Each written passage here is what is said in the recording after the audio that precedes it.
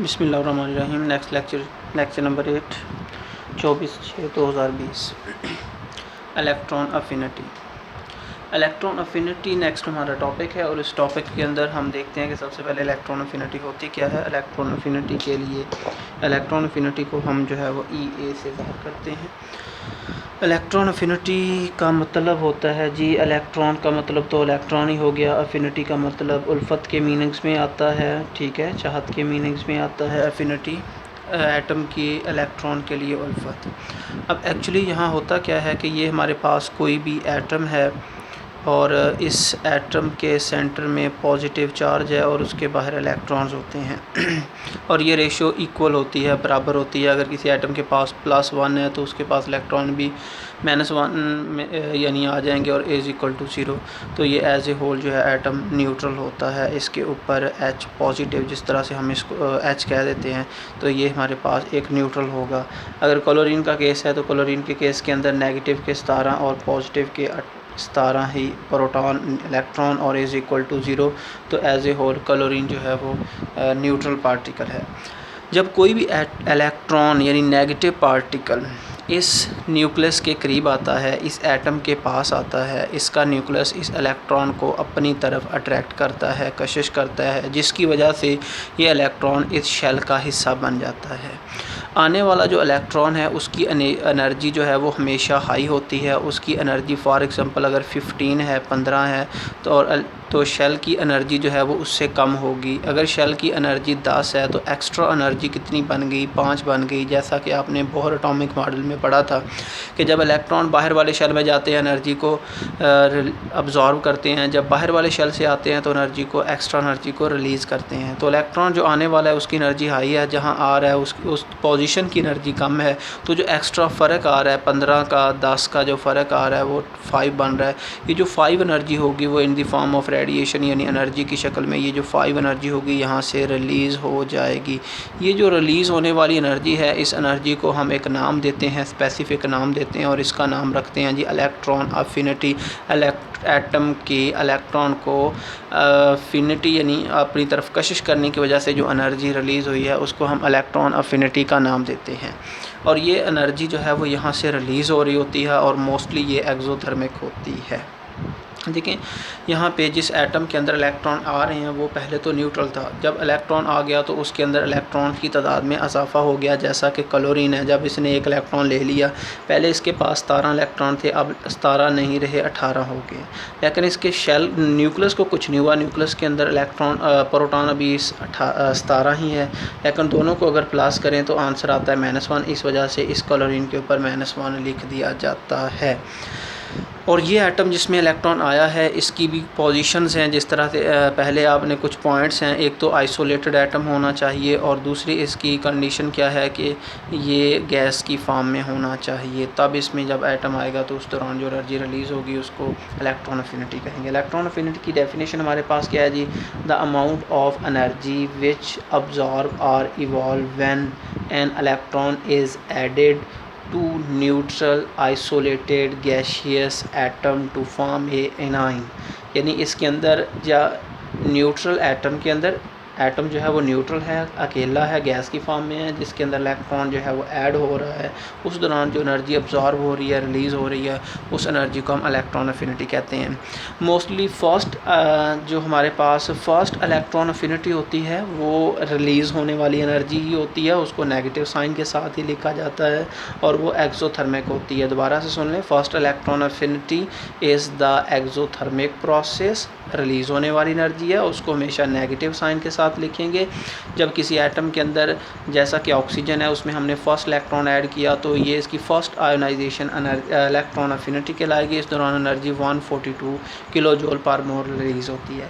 इसी एटम के अंदर जिसमें आपके पास जो कि मोनो, जिसको आप कह सकते हैं मोनो के आयोनिक केटाइन एनाइन बन चुका है, अगर इसी एटम के अंदर आप एक मज़ीद इलेक्ट्रॉन ऐड करेंगे तो ये डाई आयोनिक आइन बन जाएगा, यानी इसके ऊपर 2 चार्ज आ जाएगा। इसकी जो रेशो है, पहले तो प्रोटॉन भी ऑक्सीजन के अंदर 8 होते हैं, इलेक्ट्रॉन भी 8 होते हैं, आंसर 0 होता है। जब इसके अंदर प्रोटॉन 8 ही रहते हैं, इलेक्ट्रॉन 9 हो जाते हैं, चार्ज -1 आ जाता है। इस केस के अंदर यहाँ पे क्या पोजीशन है जी, प्रोटॉन तो 8 ही हैं लेकिन इलेक्ट्रॉन 10 हो गए हैं, -2 का फ़र्क है तो -2 पर लिख देते हैं। तो सेकंड जो एनर्जी है वो प्लस में लिखी जाती है, यानी सेकंड जो इलेक्ट्रॉन अफिनिटी है, जो सेकंड इलेक्ट्रॉन अफिनिटी होती है वो हमेशा पॉजिटिव साइन के साथ लिखते हैं। ये शॉर्ट क्वेश्चन भी आता है कि पॉजिटिव साइन से हम क्यों लिखते हैं, क्योंकि ये एंडोथर्मिक प्रोसेस होता है। एंडोथर्मिक प्रोसेस क्यों होता है? एंडोथर्मिक प्रोसेस इसलिए होता है जिस एटम के अंदर आपने पहले से इलेक्ट्रॉन इंटर कर दिया है वहाँ पर रेशो डिस्टर्ब हो चुकी है प्रोटॉन इलेक्ट्रॉन की।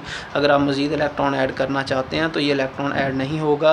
क्यों ऐड नहीं होगा? क्योंकि इलेक्ट्रॉन आने वाले इलेक्ट्रॉन को रिपेल करेंगे, तो इसलिए हमें पीछे से एनर्जी यानी धक्का लगाना पड़ेगा, एनर्जी प्रोवाइड करनी पड़ेगी। जो एनर्जी हम प्रोवाइड करेंगे वो अब्ज़ॉर्ब होने वाली एनर्जी होगी, इसीलिए डेफिनेशन के अंदर भी अब्ज़ॉर्प्शन का लफ्ज़ लिखा जाता है और ये एनर्जी जो है उसको पॉजिटिव साइन के साथ शो करते हैं और ये एंडोथर्मिक प्रोसेस होता है, इसलिए हम पॉजिटिव साइन के साथ इसको शो करते हैं।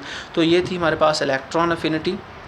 नेक्स्ट यूनिट्स कितने हैं जी हमारे पास?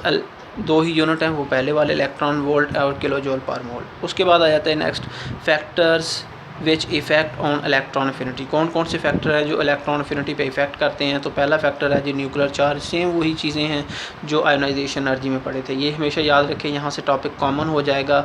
जो इलेक्ट्रॉन अफिनिटी और आयोनाइजेशन एनर्जी के साथ होगा तो यहाँ से ये टॉपिक कॉमन हो जाएगा।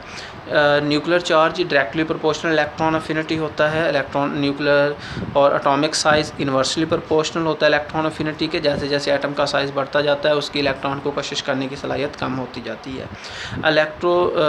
Electronic configuration is directly related to the electron affinity. अगर आने वाला इलेक्ट्रॉन जो है वो एस के अंदर आता है तो ज़्यादा एनर्जी खारिज होगी, अगर पी के अंदर आता है तो कम होगी, DF। इस तरह से KLMN इनकमिंग इलेक्ट्रॉन अगर के अंदर आता है तो इलेक्ट्रॉन अफिनिटी हाई होती है, हाई इलेक्ट्रॉन अफिनिटी होती है अगर आने वाला इलेक्ट्रॉन जो है वो के अंदर आता है या एस के अंदर होता है। अगर F या N के अंदर आता है तो वो इलेक्ट्रॉन अफिनिटी जो होती है वो इनके अंदर इलेक्ट्रॉन आने से कम होती है।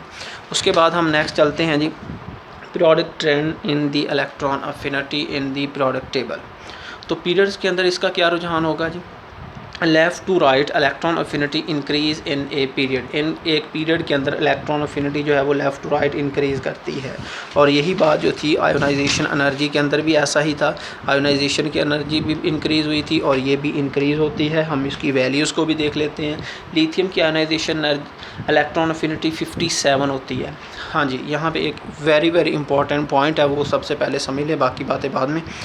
वो क्या है जी? वो ये है कि अगर किसी एटम की, अगर आपके पास एक एटम है, फॉर एग्जांपल उसका नाम A है और उसमें आपने एक इलेक्ट्रॉन ऐड कर दिया है, तो उसकी अगर एनर्जी की वैल्यू -24 है और एक और एटम है उसका नाम B है, उसमें एक इलेक्ट्रॉन ऐड कर दिया, उसकी एनर्जी जो है वो -22 है, तो दोनों एटम में से किसकी एनर्जी सबसे ज़्यादा होगी? अगर हम मैथ के वाले से देखें तो डेफिनेटली ये वैल्यू बड़ी है और ये वैल्यू छोटी है, लेकिन आपने केमिस्ट्री के अंदर माइनस को माइनस नहीं समझना। माइनस का मतलब नेगेटिव साइन का मतलब यहाँ एक्सोथर्मिक प्रोसेस है। हमेशा वैल्यू को ही देखना है, इस वैल्यू को छोड़कर, माइनस का साइन छोड़कर ही आपने बताना है कि ये वैल्यू कौन सी बड़ी होगी। तो यकीनन 24 बड़ी वैल्यू है, तो ये एटम जो है इसकी वैल्यू ज़्यादा होगी। तो यहाँ पर भी अगर हम बात करते हैं तो यही बात होगी कि जी इलेक्ट्रॉन अफिनिटी लिथियम की 57 है। सर जस्ट 57 को देखना है, साइन को नहीं देखना। और आहिस्ता आहिस्ता ये वैल्यू ज़्यादा होती जाती है और एट दी एंड बहुत ज़्यादा हो जाती है। 99 यानी 333 भी बनती है और ये इंक्रीज़ करती है। कभी वैल्यू कम ज़्यादा होती जाती है, वो क्यों ज़्यादा होती है, कभी ये ट्रेंड सही तरह से फॉलो नहीं होता। वो आपको मैंने completely field, partial filled orbital की बातें डिटेल के साथ पहले समझा चुका हूँ। फैक्टर्स कौन से हैं जो इसके ऊपर इफेक्ट करते हैं? Shell number remain constant, left to right shell number नहीं बढ़ता, सेम रहता है शेल नंबर। सारे शेल के अंदर लिथियम बेरिलियम सब के 2-2 शेल होते हैं। Left to right nuclear charge और वैलेंस शेल, न्यूक्लियस का वैलेंस शेल के ऊपर इफ़ेक्ट भी इंक्रीज़ हो जाता है। इसी तरह से न्यूक्लियर चार्ज इंक्रीज़ होता है, effect on nucleus on increase. तो ये सारी बातें वही सेम होंगी। ग्रुप आ जाता है जी। ग्रुप के अंदर क्या ट्रेंड है, ग्रुप के अंदर ग्रुप कहते हैं टॉप टू बॉटम को, यानी ऊपर से नीचे की तरफ। तो ऊपर से नीचे की तरफ इलेक्ट्रॉन अफिनिटी कम होती है, आयोनाइजेशन एनर्जी भी कम हुई थी, डिक्रीज़ होती है। ये वैल्यूज़ के साथ भी बताया हुआ है जी। 57 -57 लिथियम की आयोनाइजेशन एनर्जी इलेक्ट्रॉन अफिनिटी होती है और -21 सोडियम की होती है। तो माइनस को छोड़कर बाकी वैल्यू आपने देखनी है। तो 57 बड़ी वैल्यू है, 21 कम वैल्यू है, तो टॉप टू बॉटम ये डिक्रीज़ होती है। क्यों डिक्रीज़ होती है? Shell number increase. आपको पता है कि हमारे पास सोडियम के 2 शेल होते हैं, जबकि लिथियम के 2 शेल होते हैं, सोडियम के 3 शेल होते हैं, तो शेल नंबर बढ़ जाते हैं। शील्डिंग इफेक्ट इंक्रीज़, यानी शील्डिंग इफेक्ट होता है इनकम बाहर वाला शेल और न्यूक्लियस के दरमियान में जो इलेक्ट्रॉन है वो बाहर वाले इलेक्ट्रॉन को रिपेल करते हैं, उसको शील्डिंग इफेक्ट कहते हैं। तो ये भी नीचे की तरफ बढ़ते हैं, पहले कम फिर ज़्यादा। Effect of nucleus on the incoming electron, जो आने वाला इलेक्ट्रॉन है उसके ऊपर न्यूक्लियस का इफेक्ट जो है वो कम हो जाता है, जिसकी वजह से ये टॉप टू बॉटम इंक्रीज़ करती है। तो यहाँ तक ये कंप्लीट हो गया। अब नेक्स्ट बात ये आती है कि हमने इस टॉपिक को तैयार कहाँ से करना है। इसको तैयार करने के लिए इलेक्ट्रॉन अफिनिटी वही बुक आप यूज़ करेंगे, 35 पेज के ऊपर है इलेक्ट्रॉन अफिनिटी का टॉपिक। ये आपने एग्जांपल्स करनी है, इसकी एक्सप्लेनेशन लिखी हुई है और फैक्टर लिखे हुए हैं कुछ, आपने ये डिटेल से आपने पढ़ लेने हैं। उसके बाद ये इसका ट्रेंड लिखा हुआ है ग्रुप के अंदर, पीरियड के अंदर। तो नेक्स्ट टॉपिक होगा हमारा इलेक्ट्रोनेगेटिविटी। ओके, अल्लाह हाफिज़।